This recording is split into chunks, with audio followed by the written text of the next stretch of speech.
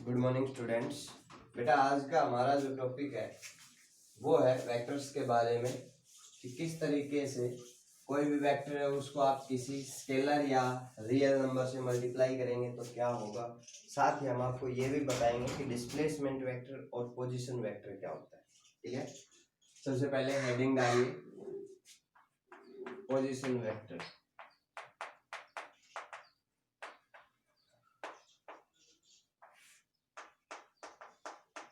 देखो सबसे पहले है हमारे पास पोजीशन वेक्टर। और पोजीशन वेक्टर क्या होता है? पोजीशन वेक्टर एक वेक्टर है जो कि हमें ये बताता है कि कोई भी जो पॉइंट है उसकी पोजीशन क्या है, यानी उसकी जो स्ट्रेट लाइन डिस्टेंस है ओरिजिन से वो कितनी है, और साथ ही उसकी डायरेक्शन यानी कि जो पॉइंट है वो किस डायरेक्शन में सिचुएटेड है। क्लियर?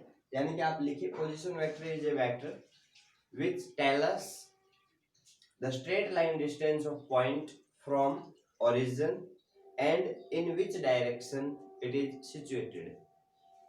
जैसे कि अभी ये हमारे पास कोऑर्डिनेट एक्सिस है, X axis, Y axis, Z axis. यहाँ पर ये हमारा ओरिजिन है। अभी ओरिजिन से इस पॉइंट पर ये हमारा पॉइंट है पी। इस पॉइंट के जो कोऑर्डिनेट्स है वो है एक्स, वाई और जेड। अभी ये जो वेक्टर है ये इस वेक्टर को मैं रिप्रेजेंट कर रहा हूँ आर वेक्टर से। क्लियर? अब ये जो आर वेक्टर है यही क्या है? Position vector of P. ये पी पॉइंट का पोजीशन वेक्टर है। अभी ये आर वेक्टर को हम किस तरीके से लिख सकते हैं? X I unit vector plus Y J unit vector plus Z K unit vector. Clear? ये जो वेक्टर है हमारे पास ये हमें दो चीजें बताता है। पहली पोजीशन या हम कह सकते हैं straight line distance from origin, और जो दूसरी बात है वो हमारे पास है direction of point from origin, यानी ओरिजिन से किस डायरेक्शन में हमारा पॉइंट है। क्लियर? तो ये था हमारे पास पोजीशन वेक्टर। इसके बाद आता है displacement vector.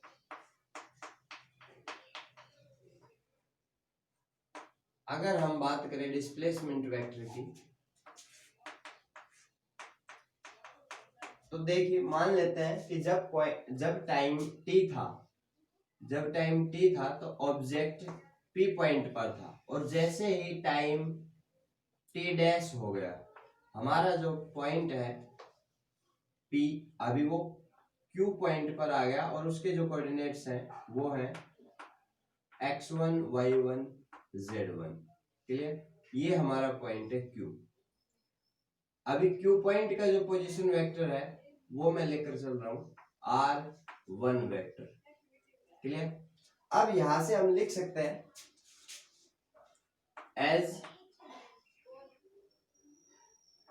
r vector is equals to x i unit vector plus y j unit vector plus z k unit vector, and r1 vector is equals to x1 i unit vector plus y1 j unit vector plus z1 k unit vector.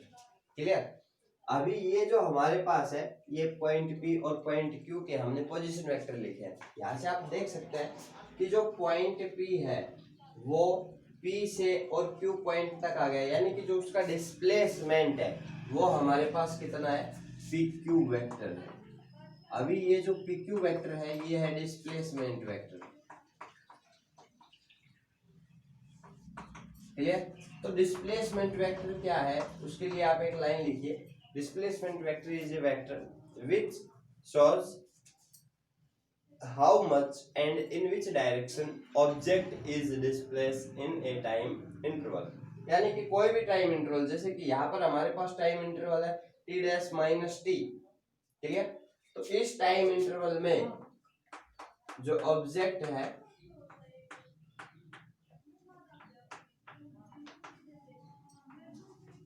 इस time interval में object P Q displace हुआ है। Clear. तो जो P Q vector है वो क्या है, हमारा डिस्प्लेसमेंट वेक्टर है। ये हमें दो चीजें बताएगा, एक तो हमारा पॉइंट कितना डिस्प्लेस हुआ उसका मैग्नीट्यूड क्या है, और साथ ही किस डायरेक्शन में डिस्प्लेस हुआ है। ठीक है। तो ये था हमारे पास डिस्प्लेसमेंट वेक्टर। अगर हम यहाँ से डिस्प्लेसमेंट वेक्टर को निकालना चाहें तो जो पी क्यू वेक्टर है वो क्या हो जाएगा हमारे पास, r1 vector minus r vector. यानी हम इसको कह सकते हैं कि x1 i unit vector plus y1 j unit vector plus z1 k unit vector minus x i unit vector plus y j unit vector plus z k unit vector. यानी यहाँ से हम इसको लिख सकते हैं x1 minus x i unit vector plus y1 minus y j unit vector plus z1 minus z k unit vector. ये जो हमारे पास वेक्टर आया ये डिस्प्लेसमेंट वेक्टर।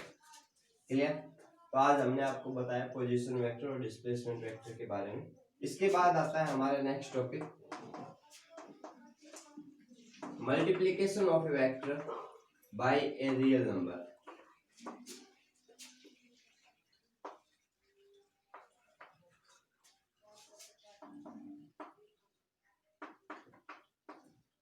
ये टॉपिक करने से पहले आपको थोड़ा सा रियल नंबर के बारे में मालूम होना चाहिए। आपको पता है कि रियल नंबर जीरो भी हो सकता है, पॉजिटिव भी हो सकते हैं, नेगेटिव भी हो सकते हैं, डेसिमल में भी हो सकते हैं। ठीक है। कोई भी नंबर जिसको आप पी बाई क्यू के फॉर्म में लिख सकते हैं उसको हम रियल नंबर बोलते हैं। तो यहाँ पर हमारे पास अगर हम ये मानकर चले कि एक वेक्टर है ए वेक्टर, इस वेक्टर को मुझे मल्टीप्लाई करना है एक रियल नंबर से, और वो जो रियल नंबर है वो हमारे पास है n। अब यहां से आप देख सकते हैं जब आप इनका प्रोडक्ट करेंगे तो आपके पास एक नया वेक्टर आएगा, और वो जो वेक्टर है वो क्या होगा, n a वेक्टर। यानी यहां से आप देख सकते हैं कि जो मैग्नीट्यूड है, जो नया वेक्टर है हमारे पास, उसका जो मैग्नीट्यूड है वो तो क्या हो गया, n टाइम्स हो गया, n times to original vector या n times to a vector. Clear. और डायरेक्शन, अभी ये जो डायरेक्शन है ये सेम भी हो सकती है और अपोजिट भी हो सकती है। ये डिपेंड करता है कि आपका जो रियल नंबर है वो कैसा है। यदि आपका रियल नंबर पॉजिटिव है तो जो वेक्टर की जो नया वेक्टर आएगा उसकी जो डायरेक्शन होगी वो सेम होगी। लेकिन अगर हमारा जो रियल नंबर है वो नेगेटिव है तो सिंपल सी बात है, जो नया वेक्टर आएगा उसकी डायरेक्शन ओरिजिनल वेक्टर की डायरेक्शन के अपोजिट होगी। क्लियर। अगर हम इसको एक एग्जांपल से समझना चाहें तो देखो,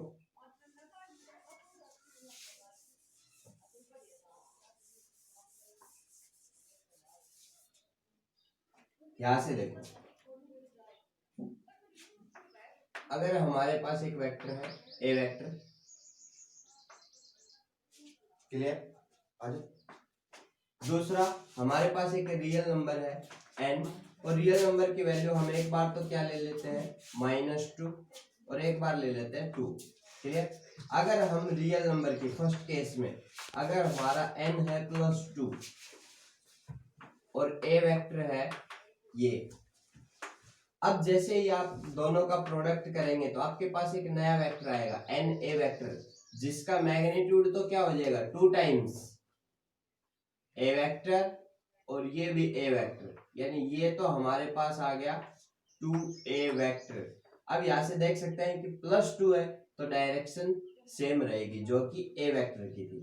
लेकिन अगर हम सेकंड केस ले, अगर n की वैल्यू हमारे पास -2 है और a वेक्टर हमारे पास ये है। क्लियर। तो यहां से आप देख सकते हैं कि जो नया वेक्टर होगा n a वेक्टर वो क्या होगा, अभी भी मैग्नीट्यूड तो 2 टाइम्स ही होगा लेकिन नेगेटिव साइन है इसलिए डायरेक्शन क्या होगी, अपोजिट। ये जो वेक्टर है ये है हमारे पास -2a वेक्टर। तो ये हमारा टॉपिक है कि multiplication of A vector by a real number. इसके बाद हमारा एक टॉपिक आता है multiplication of A vector by a scalar.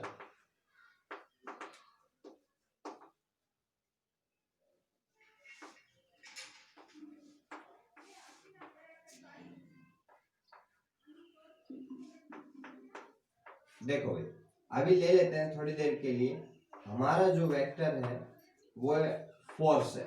आपको पता है फोर्स एक वेक्टर क्वांटिटी है, क्लियर। तो हमने लिया फोर्स है हमारे पास 100 न्यूटन, ये एक वेक्टर है।